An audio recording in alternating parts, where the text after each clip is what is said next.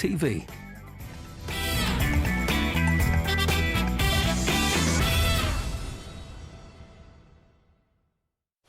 Here's a quick look at what's coming up on BBC Sport this weekend. The Under-20 Six Nations Championship draws to a close. France face England tonight. That's on the iPlayer from 10 to 8. Also on the iPlayer from 10 tomorrow morning and Sunday, it's the All England Open Badminton Championships. Also on Sunday, you can listen to the women's singles final at Indian Wells. That's on Sounds from 4. And don't forget Sports Day at 6:30 and 7:30 tomorrow on BBC News. Shipton Abbott Police Station. Shipton Abbott's finest are back. Let's try and crack this case, shall we?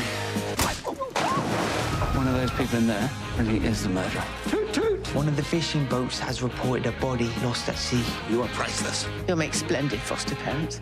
We just both really want this to work, whatever it takes. The plot thickens.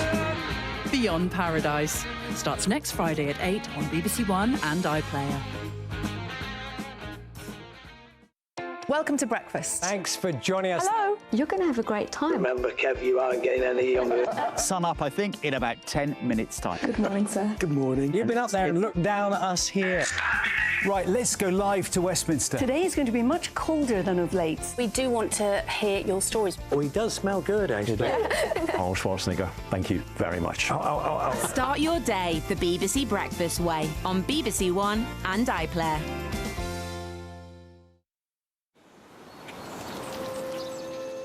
This is BBC One in the Northwest. Now, the BBC News with Sophie Rayworth and Annabelle Tiffin at 6 o'clock.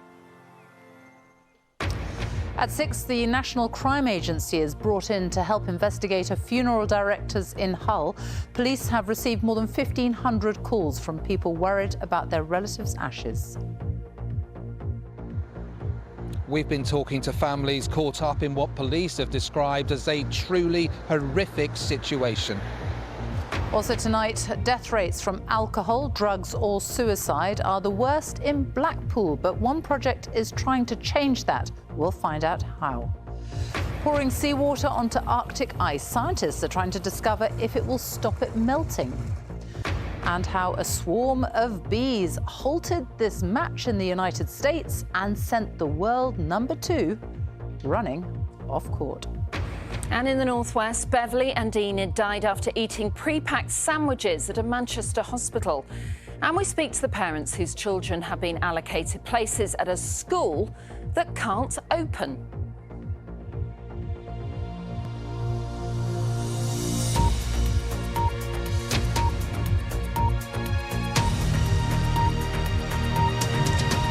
Good evening and welcome to the BBC News at 6. Police say they have now identified the 35 bodies found at a funeral directors in Hull that is at the centre of a major police investigation. The National Crime Agency has been called in to assist. Detectives have received more than 1,500 calls in the past week from people who have used legacy independent funeral directors and are now worried about what happened to their relatives' bodies. Danny Savage has been talking to some of them. This is Rita Shaw. She died last October after a short illness. Her husband has her ashes at home. I don't know if I got Rita's ashes at all. It could be anybody's, I think. But like so many people in the Hull area who used legacy funeral directors, he's now wondering if they really are her ashes. You get over the initial part of Rita passing away. It's hard, but it's this on top of it. If they are Rita's ashes, it's like torture to the rest of your life, I would have thought. Police have taken 35 bodies from this funeral home in Hull. They now say they've contacted the families of those people. But Richard is one of 1,500 who've contacted police concerned about the investigation. And then they says, is there any distinguishing marks on your wife? And I said, yes, my wife had a butterfly on her shoulder. And they asked if they've got any photographs as well of my wife. This is what we're hearing from many families. They raise concerns and police ask them if their relative has any scars or tattoos by which their body could be identified. I thought there's something up here, something very wrong indeed.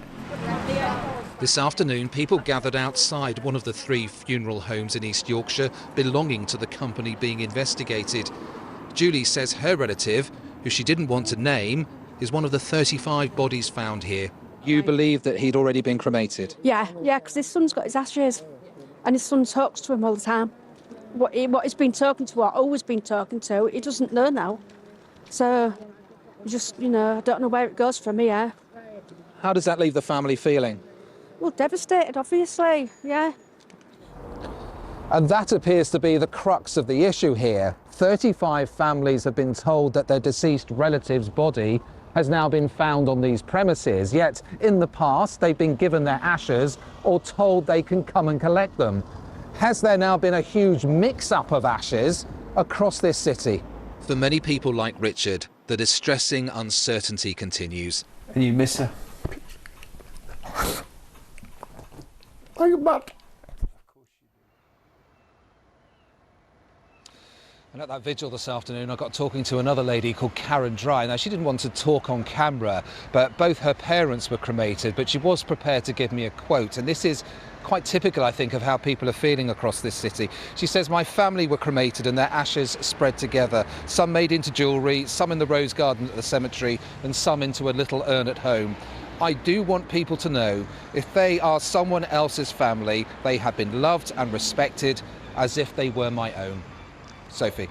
Danny Savage with the latest there from Hull. Thank you.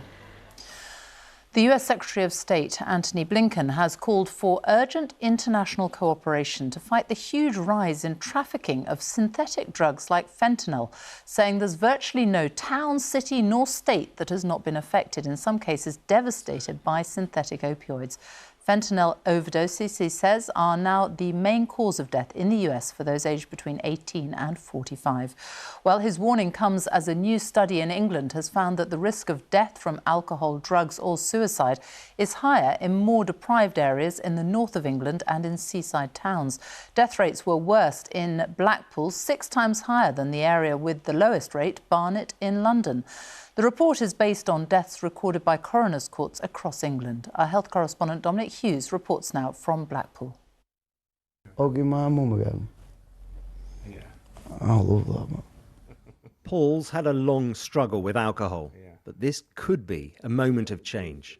I need to, man. I need to do it. I know you do. His support worker has played a key role in getting him this far. He's more than a worker to me. But now Paul is about to enter detox, then a stint in rehab. It's time to move on. Yeah. It's time to live my life a different way. I'm taking it, I'm doing it. But this is where a lot of our service users hang around. There's a lot of drug using around the town. Stephen knows exactly what Paul is going through. After all, it's a life he too has lived, and against the odds, has somehow survived. I didn't know that people recovered. You either went to prison, you got locked up, or you died. A life of addiction and prison was changed forever by a prison talk given by a former addict. Morning, everyone. And Stephen is now part of the lived experience team at the charity Empowerment, staffed by those who've come through addiction and working alongside the local NHS and social workers, trying to help others get clean. There's now a new thing called nitazines, and I think they're saying that that's like 500 times stronger.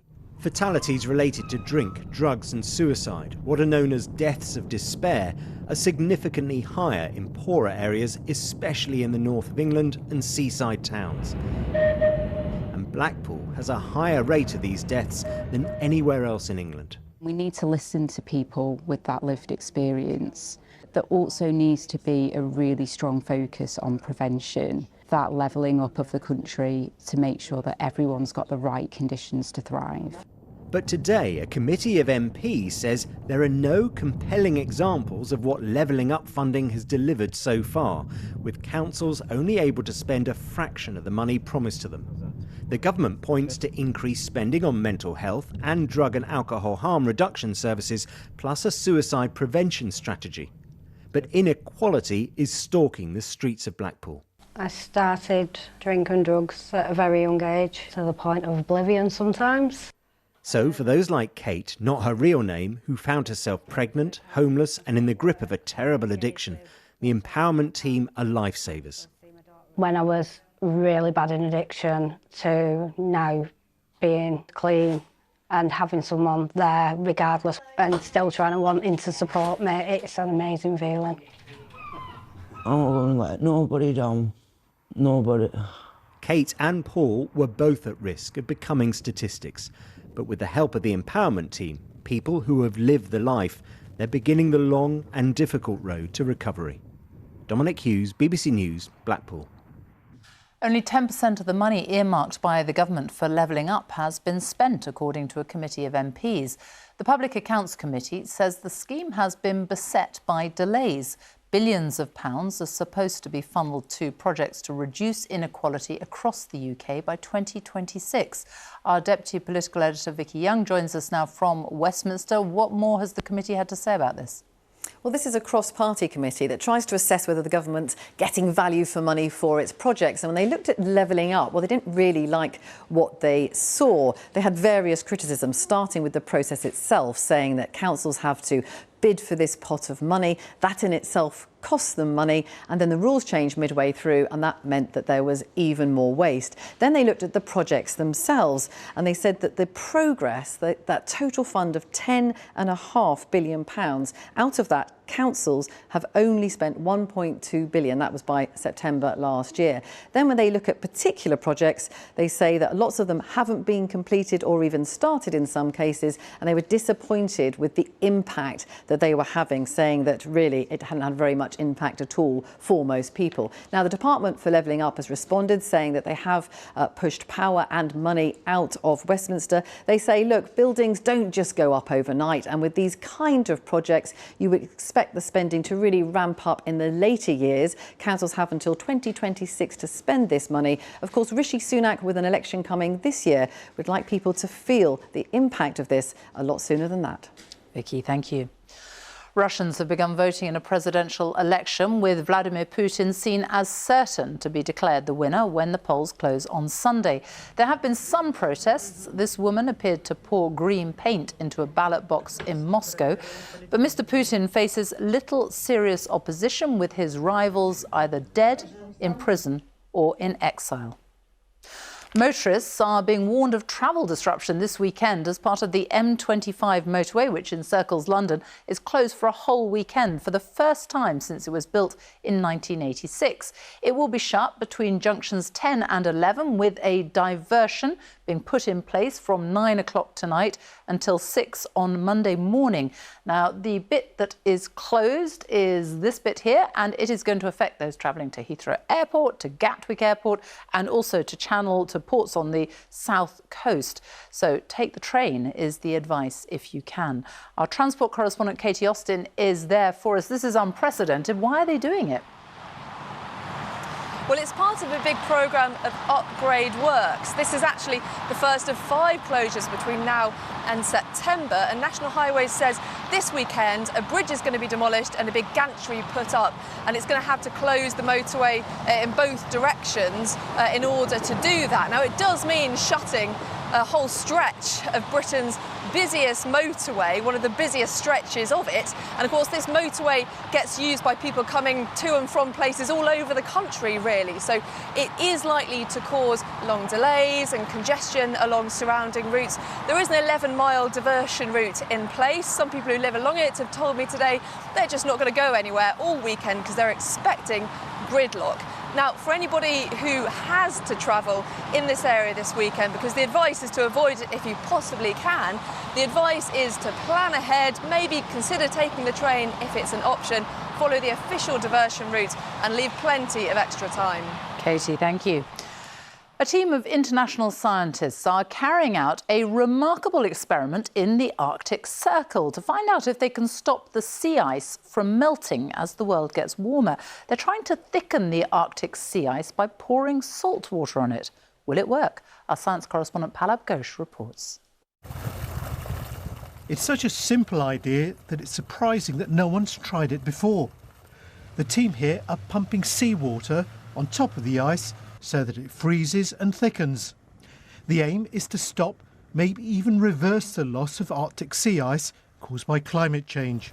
We are pumping around 1,000 litres per minute of seawater Today we'll add an extra layer, so we'll add probably another 5 to 10 centimeters of ice thickness in this area. This was the extent of the Arctic sea ice in September 1979. Its sharp decline since then is alarming. So could thickening the ice stop this trend? If not, polar bears and other Arctic sea creatures will lose their homes, and the rest of the world will be worse off, because the sea ice is the air conditioning system for the entire planet. This is the Centre for Climate Repair. Researchers here are assessing whether the ice thickening will work and can be implemented across the Arctic in a way that's affordable and practical. If we just allow the sea ice to go, the Arctic Ocean becomes one of our greatest heat absorbers rather than one of our greatest heat reflectors. We let it go, things are going to get even worse. We've got to try and fix that. His team is also working with Australian researchers who are trying to reduce temperatures by spraying salt particles into the clouds to make them brighter and so reflecting the sun's heat back into space. The idea of repairing the climate is a controversial one. If you can fix the damage, so the argument goes, then it's a green light for countries not to reduce their emissions quickly enough.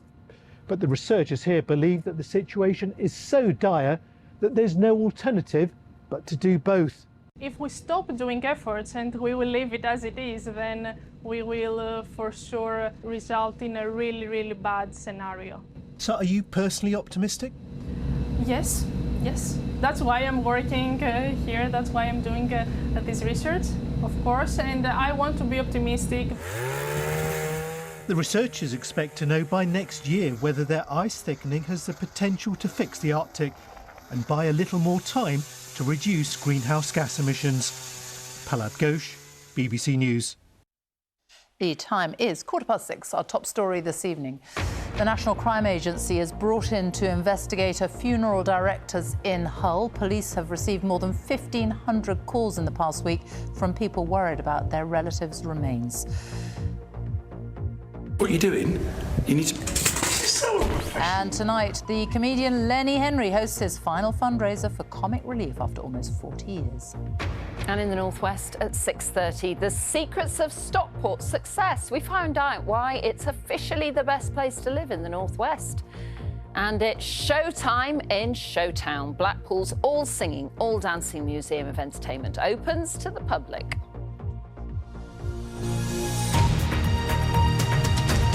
An NHS trust is allegedly using an unproven medical procedure that is said to have harmed patients. A former consultant at the Portsmouth Hospital's NHS Trust has told the BBC that the technique which has been used on patients needing kidney dialysis has led to increases in the rates of infections and blood clots. The consultant who spoke to the BBC was dismissed by the trust for misconduct after repeatedly trying to stop the procedure. The trust said it disputes her findings and that the safety of its patients is its priority. Michael Buchanan reports. Amanda Kelsey died in 2020. She had kidney problems for much of her life, spending years on dialysis. In 2015, she was offered a procedure that no other NHS trust uses and is considered in several countries to pose a risk to patients. They've got a technique that they're trialling, is what they said, and it's a technique called buttonholing, and they're going to try it on different patients. Are you happy to go ahead and have a go? So you should go, yeah, if that's going to help. Amanda's medical records, however, detail a range of complications, particularly infections and blood clots. Many of the problems came after she started using the new procedure, a needling technique called buttonholing. One of the claims the team at Portsmouth have made is that this was requested by patients. No, not at all. Over 30,000 people in the UK need kidney dialysis, a process that cleans their blood as their kidneys are failing. For some patients, like Mrs. Kelsey, a piece of plastic tubing called a graft can be inserted into their bodies to aid dialysis. The graft should then be connected to the machine using a technique called rope laddering, according to UK guidelines, where the needles go into different holes each time. But at the Portsmouth Hospitals Trust, they encourage some patients to buttonhole, to insert needles into the same hole each time, a technique not supported by the UK Kidney Association. It's not really known whether buttonhole needling can safely be used for grafts because it's not generally practised. Why is that? because of theoretical worry that it might lead to more bleeding or infection. Patients in Portsmouth weren't initially fully informed of the dangers of the new procedure, and no proper monitoring was set up, according to a later review. When Dr. Jasna Makanovic became aware of the technique in 2016, she immediately objected. I completely appreciate that my colleagues did not set out to harm patients by introducing buttonholing. But the second when I raised concerns, that very second, the Trust was obliged to start investigations immediately. Documents Dr. Makanovic shared with the BBC show the efforts the consultant went to stop the procedure. She wrote to hospital bosses and to external regulators, including the Care Quality Commission and the General Medical Council. But though the reviews found there had been problems, they didn't stop the procedure, saying safety concerns were taken into account. They haven't looked for harm. They have done no audit of the practice. They have done no audit of the complications. They have not reviewed patients' notes. Shortly before her sacking, Dr. Makanovic did her own audit, reviewing the medical records of those who had been used in the controversial procedure. She said the rate of blood clots and blocked arteries was, on average, 3.5 times higher for those patients than it had been when they'd used the recommended needling technique. For Amanda Kelsey, the level of complications was even higher, at least 6 times greater than before. It's quite upsetting, to be fair. Mark Kelsey questions if the technique contributed to his wife's death. The Trust said an independent examiner said she died of a stroke and COVID-19. In a statement, the Portsmouth Hospitals University Trust went on, it does not accept that Dr. Makanovic raised evidence concerns of patient harm. The safety and care of our patients is our priority, and we took her objections very seriously. Other options were always explored and offered before this technique was discussed with patients. 2 of the 20 patients who used the procedure are still on it.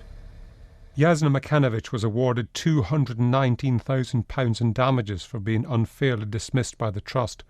Mark Kelsey wants an independent investigation into his wife's death. Michael Buchanan, BBC News. Tomorrow, a new Welsh Labour leader will be elected to succeed Mark Drakeford. The winner, either Vaughan Gething or Jeremy Miles, will take over as First Minister next week. The Labour Party has been in power in Wales for more than 20 years, and interest in its record in government is ramping up ahead of the general election. Our political editor, Chris Mason, has been talking to the outgoing First Minister. We are in the very final days. So I'm just beginning to get that feeling of things coming to an end. President Clinton said to me, the great thing about being retired is you can say what you like. The problem is nobody wants to listen. Are you handing over 2 stink bombs to your successor? There's the row with farmers and 20 miles an hour. They've caused quite the ruckus. Well, that stink on the farm, a proposed Welsh Government subsidy system demanding environmental measures which could cost around 1 in 10 farm workers their jobs. It's very frightening and very threatening for farmers to think that that could happen to their businesses and to our rural communities. Do Welsh ministers, do you think, understand the countryside? There seems to be an ever-growing divide between urban and rural. Certainly it's very difficult to have a lot of conversations at the moment because everything has got so toxic. Change is a challenge. Change that you're imposing? Well, change that we are navigating. We're not imposing. We are having to explain to people that change is unavoidable and inescapable, even when it is difficult. And if that means thousands of Welsh farmers are driven out of the industry, so be it? No. I don't believe for a moment that thousands of farmers will be driven out of the industry. Let's talk about the default 20 mile an hour speed limit in all built up areas. We've seen hundreds of thousands of people opposing it. Did you misjudge it? I think we might have done more to explain the reason for the policy. We might have done more to build up to the introduction. It is a policy that will save people's lives. Let's examine your record on public services and your opponents' observations. Regrettably, the policies he's pursued here in Wales haven't improved educational attainment, haven't improved the economy, and importantly, haven't brought those chronically long waiting lists down in the NHS. Never once has Wales met the A&E target of 95% of patients being seen within 4 hours. No. Never reached. It's a failure, isn't it? Well, on those terms, you can say that, but it's a really complex issue. And is it a complex issue if you're sat there in pain waiting to be seen and you're waiting for more than 4 hours? It's not complex, is it? No, but you see, many people who wait in hospital to be treated are not sitting there waiting in pain. They're sitting there waiting because they're drunk. OK, there might be some people there who are drunk, but there'll be an awful lot who 7 aren't. out of 10 people who turn up at an A&E department in Cardiff will be there because alcohol's played a part in them arriving there on a Friday or Saturday night. So you leave them there for 4 hours so they can sober up? Well, a more sensible system would not count them. Are you convinced that Labour's record in government, your record in government, is something that the rest of the UK could look in on and be reassured by? I think people in other parts of the United Kingdom could look at what we have done and will see some things that they might want to try. That does not mean that you can drag and drop. See, Wales is a different country in that way. As Labour seek to govern the whole of the UK, scrutiny of its governing record here will sharpen. Chris Mason, BBC News in Cardiff. One of the biggest events in the racing calendar, the Cheltenham Gold Cup, has been won for the second year running by Galopin Des Champs. The race is celebrating its 100th anniversary, but crowds this year are slightly down, as our sports news correspondent Laura Scott reports. A serene start to Gold Cup Day for some. Less so for others. After one of the wettest winters on record, it's been heavy going for the team in charge of the car parks this week. Despite a drop in attendances for the week, there was fanfare and a sellout crowd for the race everyone wants to win, made more prestigious this year by celebrating its 100th anniversary. Here's a man who knows a thing or two about centuries. Irish trainer Willie Mullins, the first person to saddle 100 festival winners. And here was another, as the heavy favourite Galopin Des Champs shone through the mid-March mudbath under jockey Paul Townend to win back-to-back Gold Cups in imperious style. How incredible was that performance out there? Extraordinary. It puts him in the superstar class.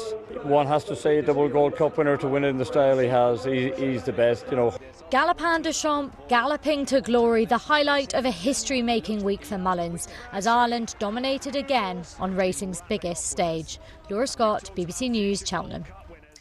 Now, there were extraordinary scenes at the Indian Wells tennis tournament in the United States after a swarm of bees descended onto the court, stopping play for an hour and a half. The world number 2, Carlos Alcaraz, got stung on the forehead trying to swat them away before the tournament's official beekeeper was called in to take care of the problem.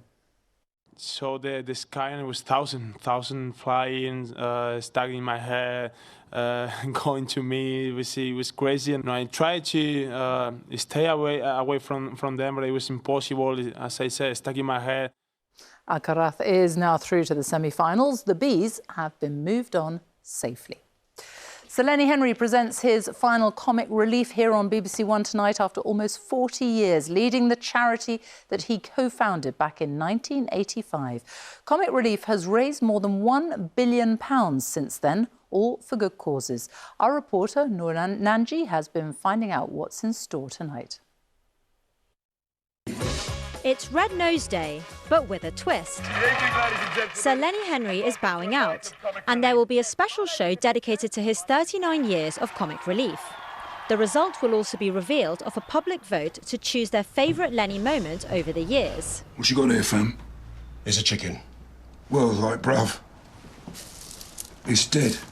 To see a new generation of people taking it forwards, it'll be fantastic to leave knowing that there's, I'm getting emotional now, a new group of people taking over and treating it the way we did. I'm just delighted to be called the new generation at 45 years old and with growing my beard, to be honest with you. The idea that I'm alive by a young thing trying to take it to the next level is just so beyond me. The Traitors, the movie. Other highlights from the fundraising bonanza include an all-star lineup in The Traitors, the movie. Prepare to die. Richard Madeley, tell us, what do you think you could bring to Red Nose Day? Oh, well, that's easy. I mean, obviously, you've got to be funny. And the cast of the TV series W1A reunite to find Sir Lenny's replacement. Yeah, hi, yeah. Will? Yes, so like Ramesh Ranganathan's here. Right, great. Ramesh? Yeah, I know, yeah, but like I couldn't stop him. Well, you know, I might as well get out of here. I mean, what's the point? I mean, Ramesh gets everything, doesn't he? Everything. Jeez. Sir Lenny says despite tough times, the public will still donate. If somebody was in trouble over the road from your house and they needed £5 or some food or some blankets, you'd go over there and you'd help. And think about it like this. Keep helping your neighbour. Not just the neighbours that live next door to you, but the neighbours everywhere. And I'd say that's a pretty good guide. As ever, the focus of tonight is on raising money for those in need. Well, I'm here on the set of Comic Relief, where all the action is going to be taking place in around half an hour's time. The audience are mostly all in place, and there is a lot of excitement, but also a sense of sadness. So this is Sir Lenny Henry's very last time hosting the show. Now, lots of us grew up with him on the screen, and there is this real sense of sadness, but he has achieved a lot in that time. £1.5 billion has been raised. Now, it remains to be seen how much will be raised tonight, but the show kicks off at 7 p.m. on BBC One. Thank you very much. Let's have a look at the weather now. Chris Fox is here. I am, yes. And Sophie, today it's been a day of sunshine and showers. The showers have, of course, produced quite a few rainbows. This was just one of those sent to us from our weather watchers. There have been loads today, though.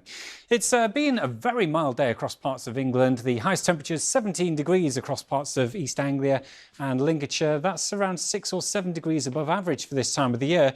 But it has been a day where many of us have seen showers thanks to this area of low pressure. That's going to be moving out of the way.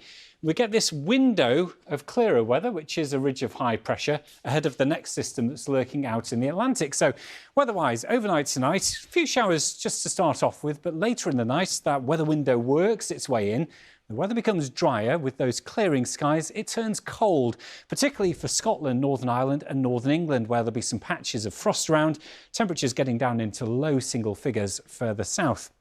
Now, the weekend starts on a promising note. That weather window with us, so most of us start off on a bright and sunny note. However, we get this rain moving in quickly to Northern Ireland, a few splashes of rain for Wales and the southwest of England. And then through the afternoon, we'll start to see the rain arrive across northwest England and western Scotland. All the time, the winds will be strengthening from a southwesterly direction. The rain doesn't reach eastern Scotland, eastern England, where it should stay dry, but it will turn increasingly cloudy. Now, for the second half of the weekend, we get a band of rain scooting across the UK, followed by southwesterly winds. Those winds will bring us mild air across all parts of the UK. And weather-wise, although you might well start off with some rain across East Anglia or South East England, that will clear out of the way, followed by a mixture of sunny spells and showers. With those winds coming in from the south, it is going to be a mild day, with top temperatures reaching as high as 16 or 17 degrees across the east. That's the latest weather. Sophie. Thank you very much. That's it from us on the BBC News at 6. It's time for the news where you are. Goodbye. Good evening. Welcome to North West Tonight with Annabelle Tiffin. Our top story. Beverly and Enid died after eating pre-packed sandwiches while staying in hospital. Both deaths were linked to an outbreak of listeria at the Manchester Royal Infirmary. Also tonight, we speak to the parents whose children have been allocated places at a school that's not going to open.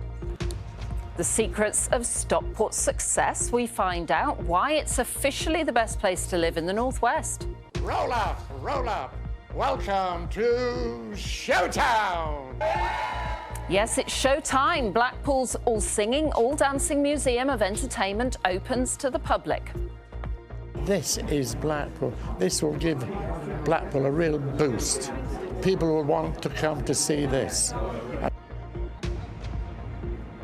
And tonight, of course, there's nowhere else I would be than right here in Stockport. We're at the marketplace, so come and join me at the end of the programme and I will give you this weekend's somewhat fabulous forecast.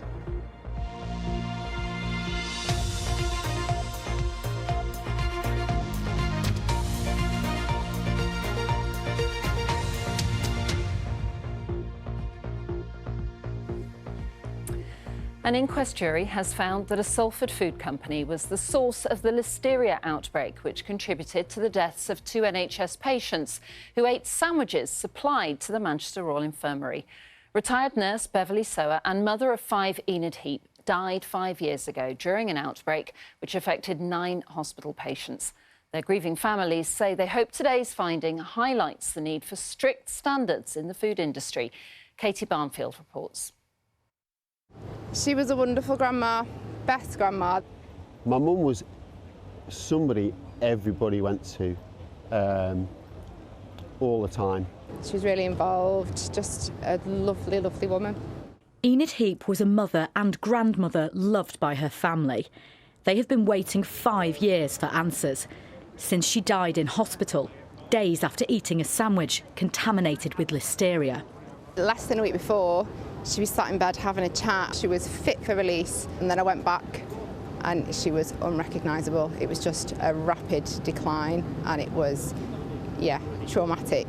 The only thing that was comforting to take from it is all her children were around her and held her hand as she died.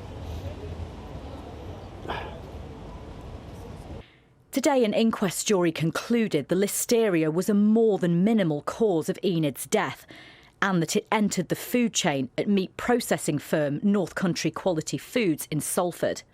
Enid was one of 2 patients who died after eating contaminated chicken mayo sandwiches served to them at Manchester Royal Infirmary.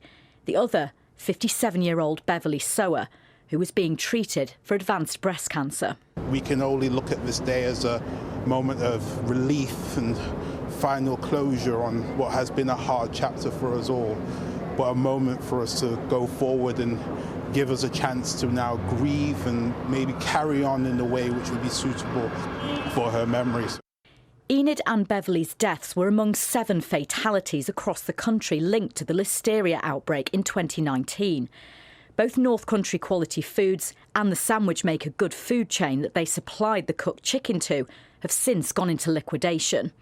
It doesn't matter if we would have had our mother for 2 hours or 2 more years. One of your parents dying so quickly and you being there knowing there's no way back from this is awful, really.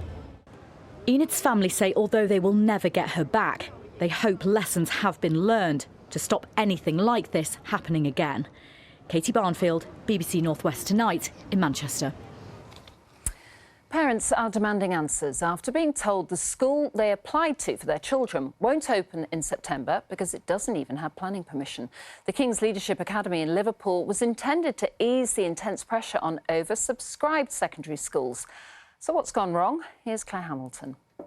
Competition for secondary school places in South Liverpool is intense. So Amira and Jennifer were delighted when their children were offered places at a brand new school in September. First choice school, a good school, nice site, with some childhood friends.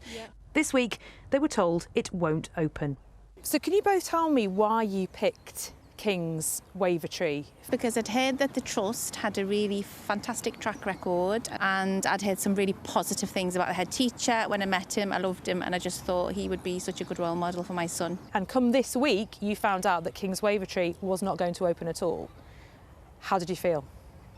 At first, shocked, confused. We didn't know anything about any issue that had been going on in the background.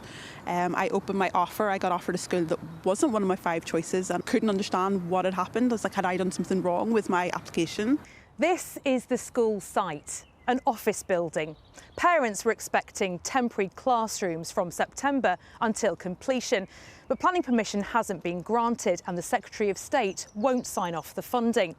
Yet the Department for Education are the applicant for the planning permission and the council is the body that can grant it. Both want the school open, but it won't. Confused? So are parents. Politicians of all parties have raised questions about how this can have happened. It is completely unacceptable to not have received a response on a matter of such urgency and unacceptable for the department to have not raised any potential issues earlier. The Department for Education says it continues to work closely with the local authority and trusts it to progress this project. While Liverpool City Council says we know that this will be disappointing to parents, carers and most importantly the young people who'd hoped to start in September. But whatever it is, we should just get on with it. You've got a school ready to be inhabited by kids and they're arguing with each other. Let's just make this happen so those poor disappointed parents, those poor disappointed young people can have a school place. Jennifer and Amira's children have been offered places at other schools. They say they were sold a dream which has been snatched away. You know, I just want someone to take ownership of it, to step forward. I want it more than that. I want it rectifying. Claire Hamilton, North West Tonight, Liverpool. Well, I'll be asking Liverpool City Council to tell us what has gone wrong on Politics North West this weekend. That's at 10 o'clock on Sunday on BBC One. Next tonight, the driver of a school bus which crashed on a motorway, killing a 15-year-old girl, died from natural causes, a coroner's office has said. 40-year-old Stephen Shrimpton died when the coach he was driving crashed on the M53 in Wirral last September. 15-year-old Jessica Baker was killed. Another pupil suffered life-changing injuries.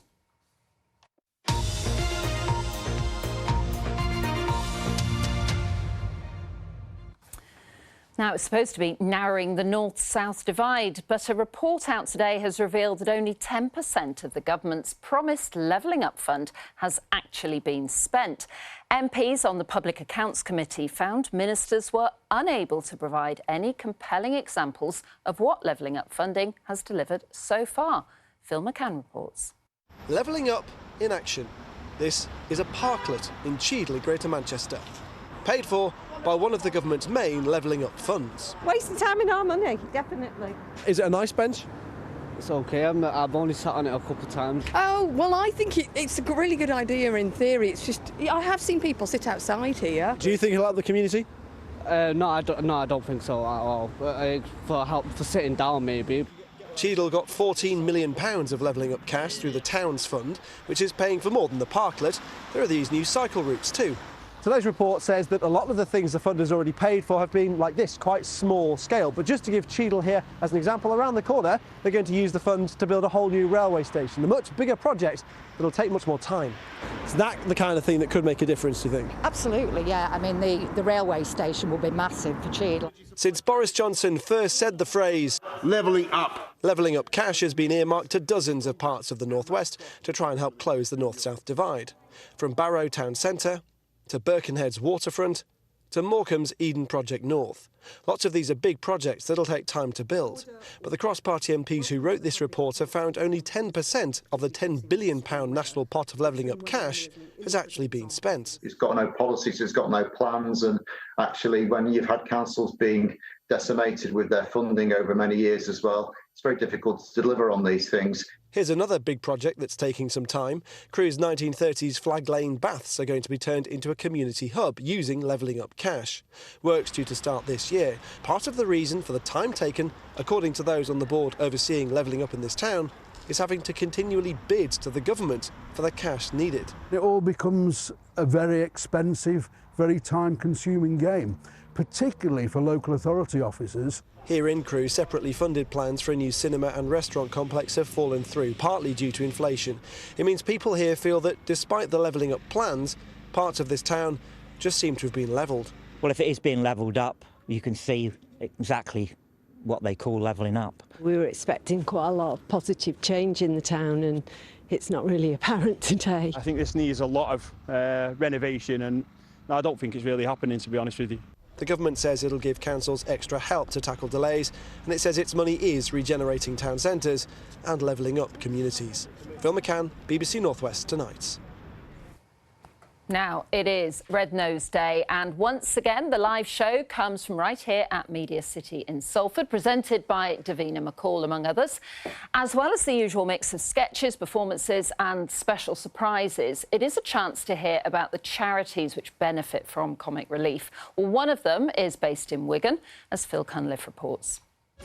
Raising smiles and raising money, although this year's Comic Relief will be tinged with sadness, as it's Sir Lenny Henry's last, having founded the charity with Richard Curtis in 1985. One of tonight's co-hosts has been paying tribute. I remember watching the television and thinking, wow, this is such a different way of kind of getting us to feel something. Good evening, ladies and gentlemen. And it's a very difficult line to walk, that one, you know, to kind of make people laugh, but at the same time feel enough to want to pick up the phone to donate. Last year's donations topped £34 million. So this year, I think, more than ever, it's really important that we sit down and think about other people. Even if you can't donate, this is a time where we all get behind each other and support each other as much as we can. One of the charities to benefit from Comic Relief is Brick by Brick, an anti-poverty and homelessness project for Wigan and Lee. It helps needy people by giving them essential items, donated by businesses as surplus to requirements. That could be anything from white goods to bedding, toiletries, tin food and cleaning products. 80,000 people roughly have been helped out since we opened. We've had a few tears, over the years. People fleeing domestic violence, they literally leave with what they're wearing. Some have children, and again, they don't have anything, so they're starting from scratch. Taylor, you work here in the warehouse. This is like an Aladdin's cave of stuff, isn't it? I mean, so many things that have been donated. Where has all this stuff come from? We have a lot of donors. We're very lucky, but one of our main donors would be Amazon. So it's like surplus stock that comes to us, and like I say, we can get everything: plates, cups, pans, pots, you name it, we get it. Hi guys, you all right? When 4 young people were put into rented accommodation after living in a tent, Brick by Brick made sure they could at least make themselves a brew. It's easy to underestimate how important it is to have a kettle and some mugs to walk through the front door and make a cup of tea. It was December, so having things like throws and blankets and extra sort of furnishings through Brick by Brick was something that made them feel more at home straight away. While the Brick charity is fighting poverty, it is only possible thanks to help from the public. When people watch Comic Relief and they're wondering, should I donate some money? Absolutely, because this is what you're enabling, really, people who have absolutely nothing. You'll be moved tonight, and please, if you can, give whatever you can. Thank you, by the way. Phil Cunliffe, North West Tonight. And it all starts at 7 o'clock, straight after this programme. Now, if you have fond memories of Blackpool's heyday of entertainment, then the resort's latest attraction will take you right back. Showtown is all about showcasing how the town has been shaped by showbiz, but also how that can be used for regeneration going forward. Our reporter Eunice Muller went and took a look around the museum. Roll up, roll up. Welcome to Showtown.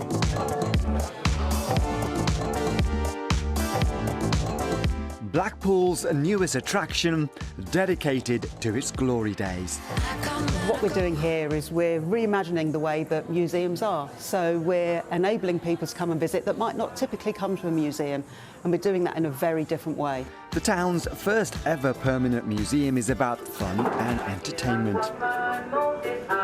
Blackpool, back in the day, I think had a bigger audience than the West End in London, for all the musical theatres. People used to flock here because of the entertainment. I wouldn't tell another living soul this, of course.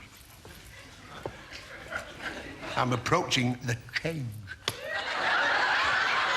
Comedian Les Dawson was a regular headliner in the summer season.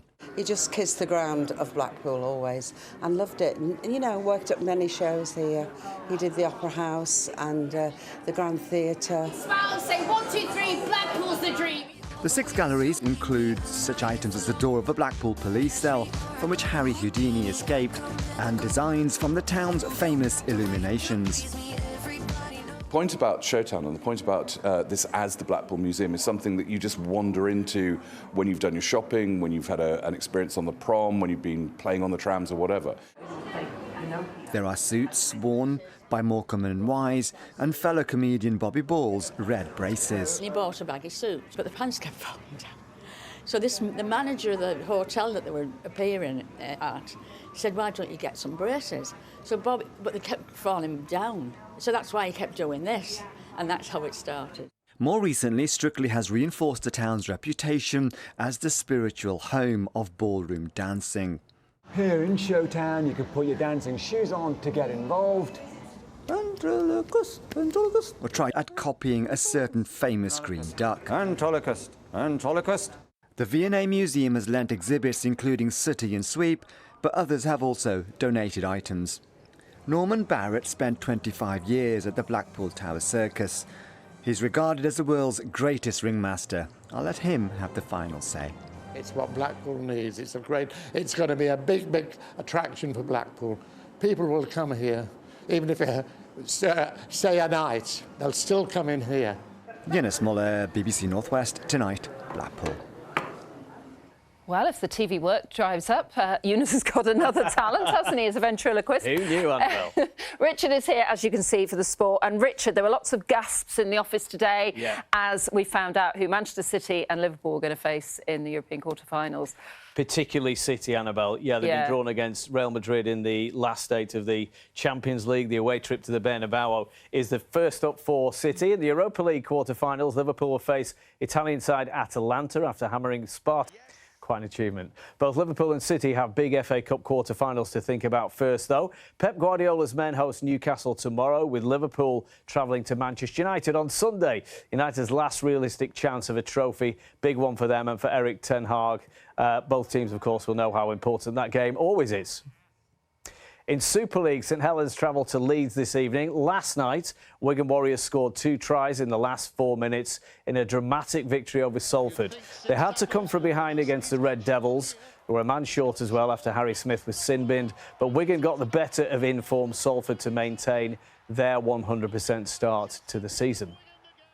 Staying with Rugby League, Oldham Rugby League Club say they're determined to get back into Super League. One of the traditional giants of the game, who now play in the game's third tier, have been struggling and out of the top division for decades. But back at Boundary Park and with an ambitious board, they are rebuilding. Oldham play their first League One match of the season at Workington on Sunday. And as I found out, confidence at the Ruffians is very much on the up.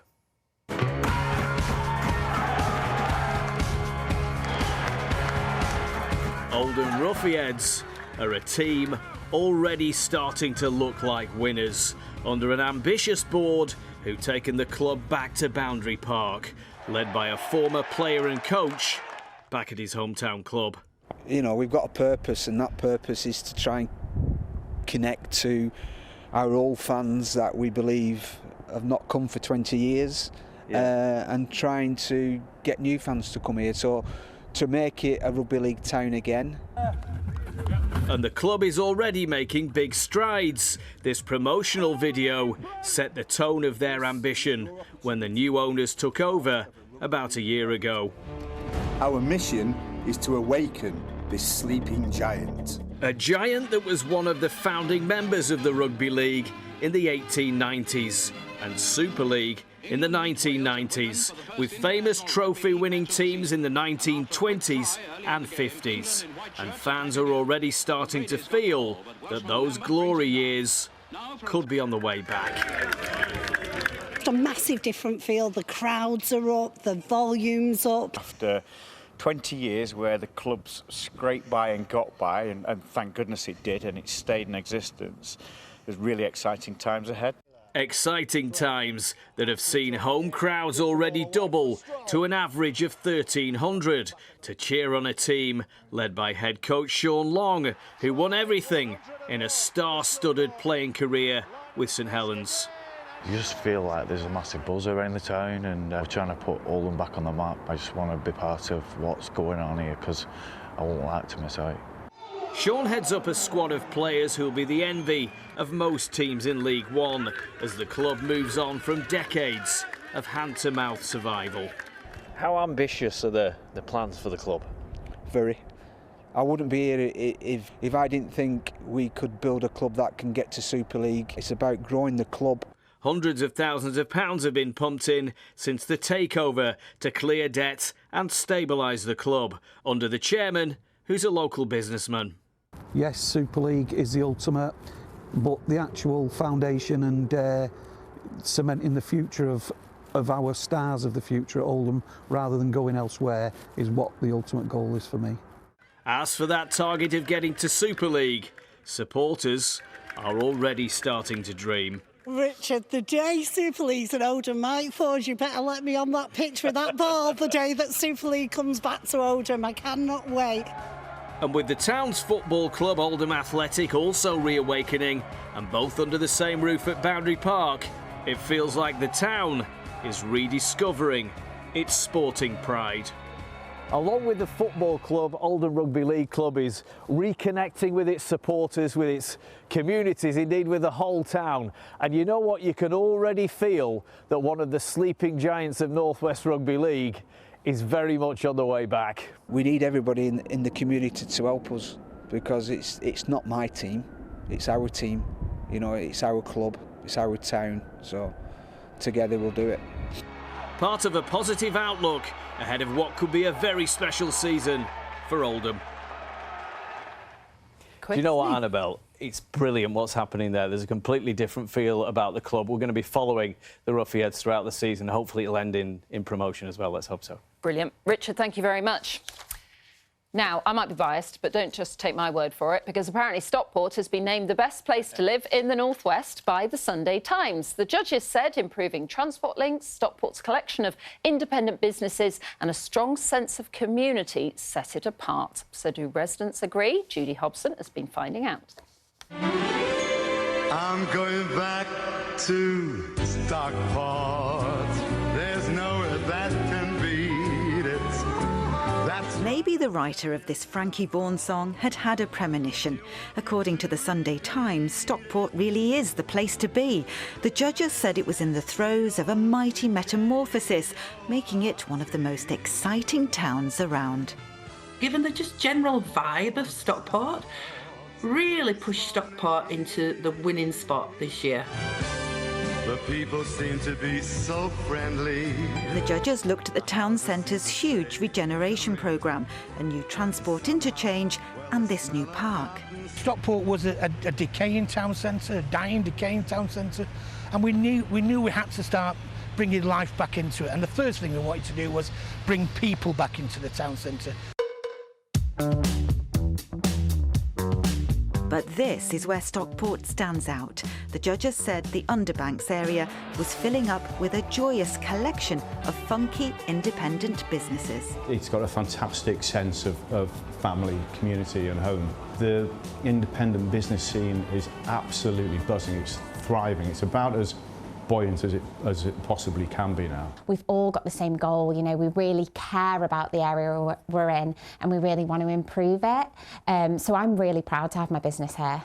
Growing up around here, the second you discover Manchester, you go, why would I ever come back to Stockport? But that was the late 90s when certainly this road was definitely in decline. Yeah, you sort of pick back up and say, oh yeah, there is all this stuff going on. The judges also saw Stockport as family-friendly, with good value houses. So do the residents agree? I would agree. It's easy to get to the hills, you can cycle out to the hills, the trains are good. New bars, new restaurants coming here, it's really great. We just bought our first house here and we're really excited. There's always a warm welcome wherever you go. S-T-O-C-K-P-O-R-T.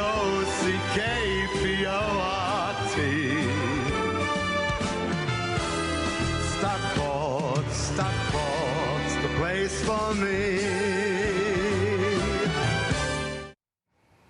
Fabulous, Stocky. And where else should we bring the weather from today? But of course, Stockport, with one of its own. Kay, you're right in the marketplace there. It's brilliant, isn't it? I am in the marketplace, Annabelle. So many memories. I'm born and bred Stockport, and I used to spend all my pocket money at the dolly shop in Stockport Market. So it's fabulous news to hear that Stockport is the place to be. But if you are coming along this weekend, what about the forecast? Well, we're going to start off on a cold and a frosty for some note tomorrow. By the time we get to Sunday morning, a total contrast. It will be much milder. And while there is rain in the forecast, we are going to see spells of sunshine at time as well. So look at the pressure chart for tomorrow. You can see we've got this ridge of high pressure, so that's keeping things settled. But as we go through the afternoon, low pressure starts to win out, and that's going to turn things wetter and windier. But back to the here and now. So it's already started to get quite chilly. Any remaining showers will continue to clear, the skies will clear and the winds will be light as we head overnight tonight. So that is going to allow, with a northerly breeze, for temperatures to drop down to freezing or below in some spots, a touch of frost and some patchy mist and fog. But lovely conditions tomorrow morning, dry, fine and sunny. The cloud will start to pile in, and then as it thickens, the rain will arrive to the Isle of Man and to western coastal parts and across all parts later into the afternoon. Temperatures tomorrow around about 9 to 11 degrees. Then behind that rain, we start to get some heavy showers. So tomorrow night, there are showers in the forecast, some heavy, they'll clear, and they'll clear overnight into Sunday. And as they do, the winds will start to ease down as well. But the wind direction will have changed. It's going to be coming more from the southwest. So as you're waking up on Sunday morning, temperatures will be around about 8 or 9 degrees, which will be the high for some tomorrow. So that leads us to Sunday being a milder day overall. Now, we're looking at variable amounts of cloud, spells of sunshine, the best of which through the morning. There are showers in the forecast, but not everyone will see them. So unlucky if you do at this stage. Temperatures by Sunday, though, I mean, we're ranging from about 13 to 15. Possibly, for more southern parts, we could get 16 degrees. So what about the outlook? Well, we start your next working week on Monday. It's going to be cloudy and at times a little bit damper, but still in that milder air. Tuesday, it's a mixture of sunny spells and scattered showers. And it's going to start to be quite windy by then as well. Temperatures drop off a little bit. So, Annabelle, that's it from me in Stockport, which is fabulous, as you well know. I do. And you haven't got far to get home, have you, Kate? Thank you very much. And thank you for watching this evening, wherever you live in the wonderful North West. Katie's here with your late update. Bye-bye.